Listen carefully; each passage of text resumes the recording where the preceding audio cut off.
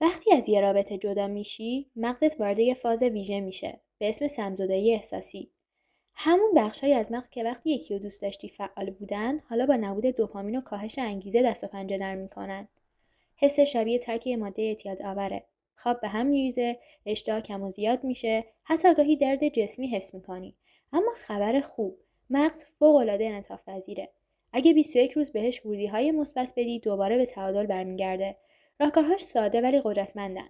ورزش منظم، ضربان قلب رو بالا میبره و دوپامین و سروتونین رو تقویت میکنه. یادگیری یه مهارت جدید مغز رو مشغول میکنه و مسیرهای عصبی جدید میسازه. ارتباط با آدم‌های مثبت و هدفدار انرژی و انگیزه رو بالا میبره.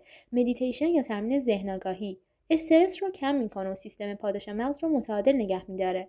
با این روش‌ها مغز دوباره احساس شادی و تعادل میکنه و مسیر عشق به سمت خودت هدایت میشه. یادت باشه عشق از بین نرفته، فقط حالا به خودت تعلق داره.